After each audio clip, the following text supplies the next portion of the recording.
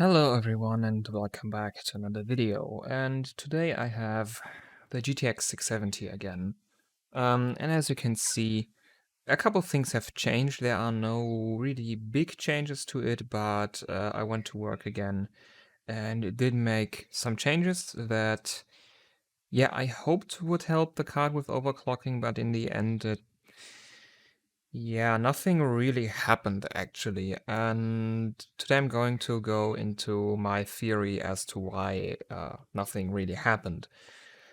So let's start with the things that I did. So I already showed this card, cap modded, but that was in a different layout than it is now. So we had not 2 but 5 caps on here.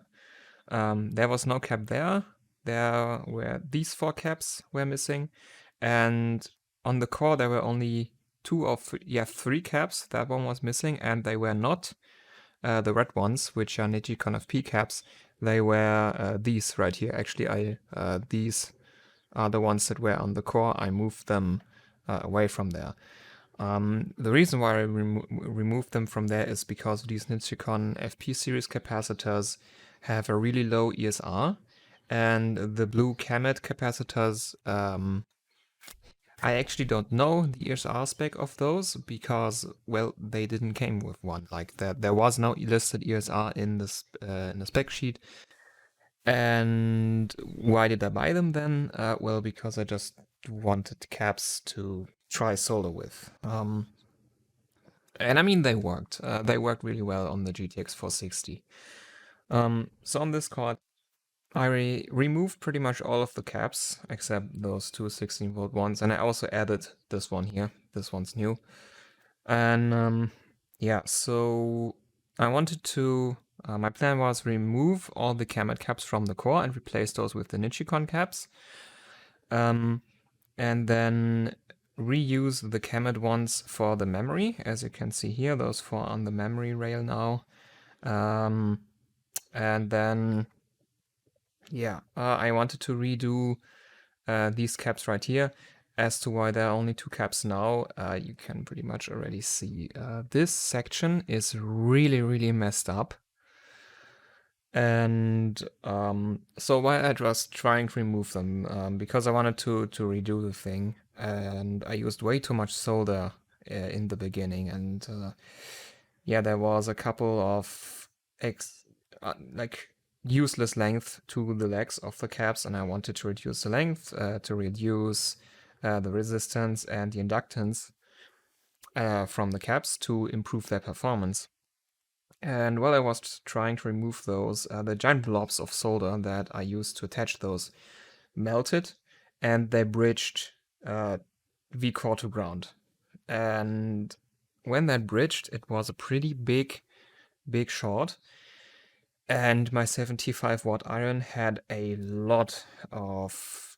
It had a very hard time to melt the solder. Actually, it didn't melt the solder. Like, going against the V-core and the ground plane at the same time is like, for a 75-watt iron, that's just not possible. Like, in the end, I managed to slightly get the solder to be kind of smoothish, so you can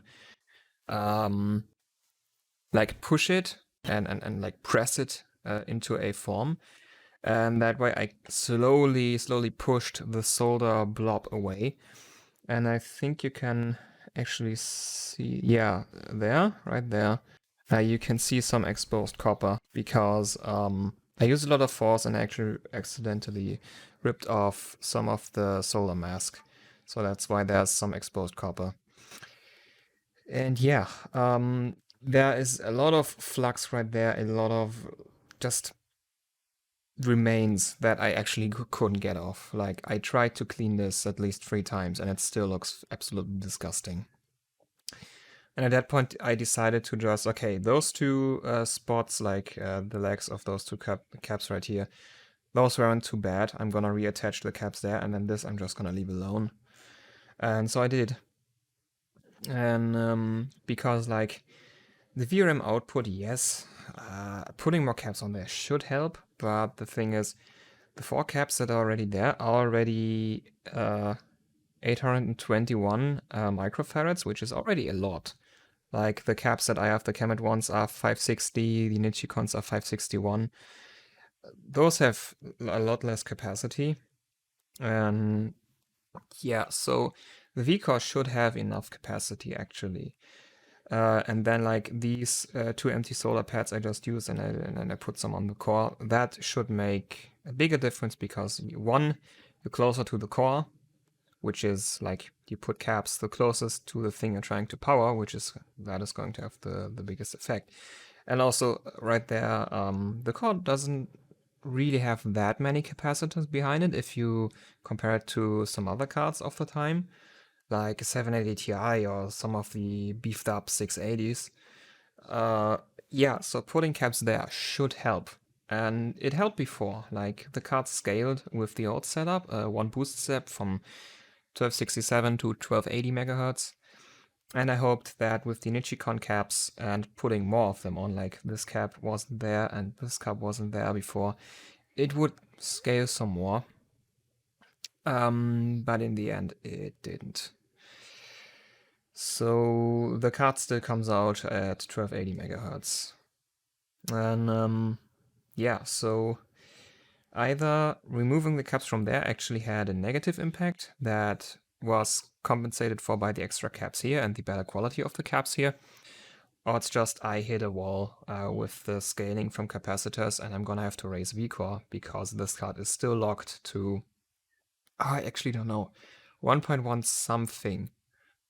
Or not even 1, it might actually be below 1.1, I'm not so sure. But I do have the datasheet for this PWM controller right here, and I can volt mod it when I find the time to. I actually did a lot of stuff today. I could record 3 videos today. Like, I haven't recorded that many videos the last couple of days, but I did a lot today and yesterday. So yeah. So back to topic.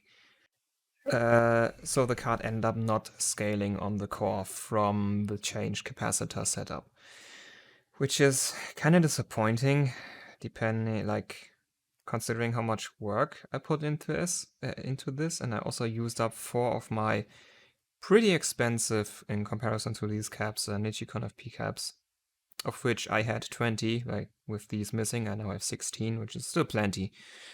But like this card, like this was the hardest card to cap mod because just like I never ran into issues with cap modding before this.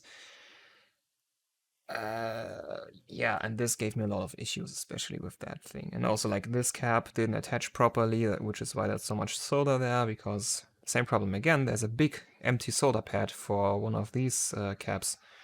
And it's also the power plane, a big connection to the power plane. I soldering iron outside problems heating that solder back up, so I just put more solder on it, which then worked, but it resulted in this a big solder blob right here. So yeah, looks pretty bad. So core didn't scale. Didn't scale really. Like if I go above 1280, like one step above 1280, it still won't finish Fire Strike. So yeah, it might have improved the voltage regulation quality a bit, but not enough for the card to care. So yeah, once I do a volt mod to this might make a difference compared to the old setup, but like at this point I can't test it. So yeah, so the second thing that I did, these 4 caps that I moved onto the memory VRAM.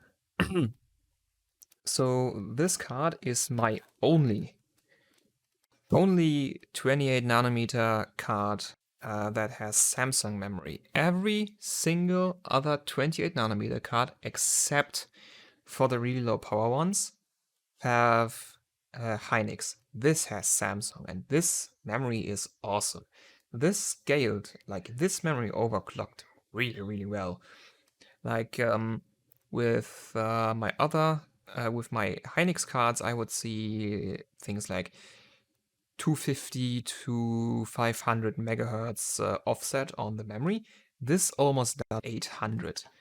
which is really, really good. Like 775 is benchmark stable, 800 will finish benchmarks, but it's gonna artifact a bit, and at that point the score isn't really that good anymore because like you're running into error correction and that reduces the score. So yeah, I tried improving the memory even more because like the core didn't have that many caps and the memory has even less. Like they're very, very small caps, and then there's only like 1 or 2 big ones per memory chip. So putting extra caps on here, I thought would make a big difference. So the memory VRM is right over here. That's a 2-phase. And I started putting the caps onto the memory chips, which are the farthest away from the VRM, because like there you're gonna have the most voltage drop. So I want to place the caps there, so when the memory chips pull a lot of power, the voltage is not gonna drop that much because like there's a cap there now. So I put on these two, and then I also put this one on here to deal with the memory chips over here, and then I had this cap left over, and I was kind of torn between putting it on there or right there. And I decided to put it here just because there were less other things in the way that I could potentially short. And yeah, sadly the thing that happened to the core continues because nothing happened. The memory didn't scale. Like 775 would still be stable, 800 would still finish the benchmark but artifact.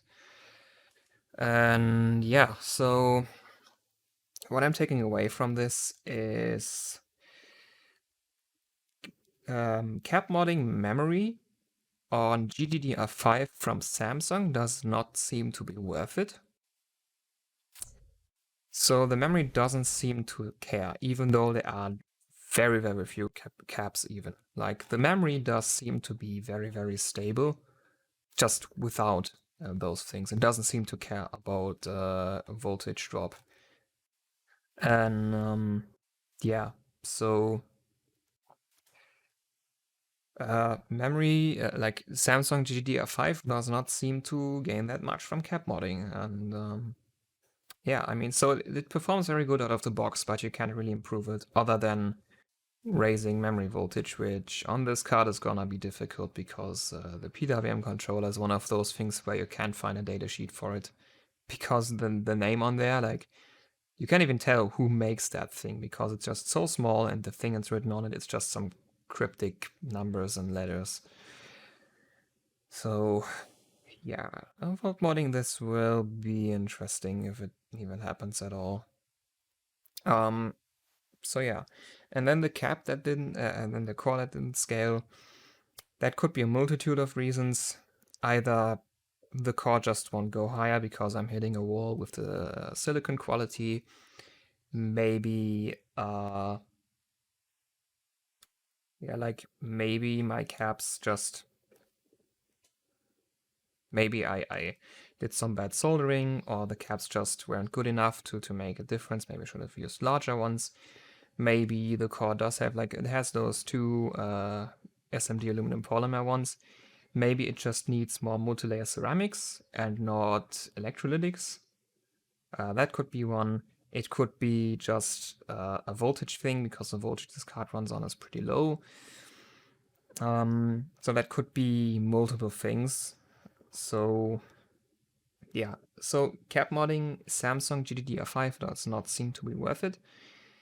Cores, like the GTX 460 picked up a lot, and that was a similar VRM from how good it is compared to the power requirements of the core.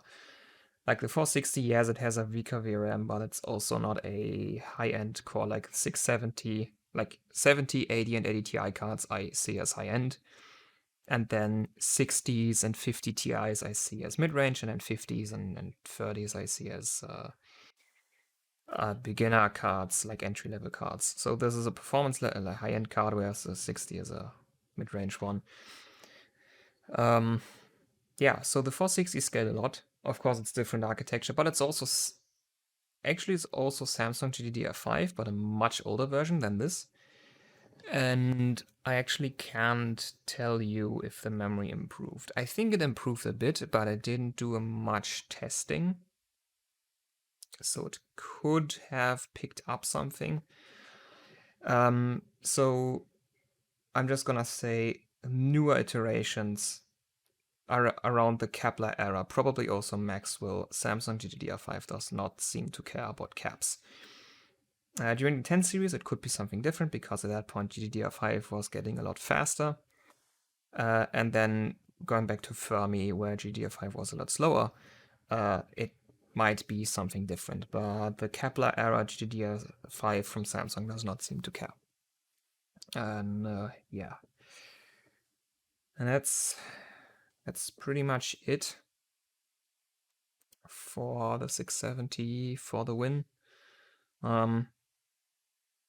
And then, yeah, like, that's pretty much the only thing I did to it. There's one more thing, like I added these little standoffs, so I could put the card down like this without the card resting on the caps, but it didn't really work out because of that cap over there, because it's, yeah, you can see it, like it sticks out a few millimeters, so when I rest it down here, this one doesn't make contact because it rests on the cap over here, which is not that big of a difference because most of the weight of the card is here and does get supported by the other three ones, but like, yeah, I would still put it down like this, so you can see my nice mods. And I think I'm gonna end this here too. Like, there's not that many things that changed about the card. It's just that it sucked up a lot of time because of the problems I had over here. Yeah, so not really a very successful mod, but at least now you know how much worth it is to mod these things on those kind of cards. And yeah, so I guess I'm gonna end it here. So thank you all for watching, hope you enjoyed, and until next time, goodbye.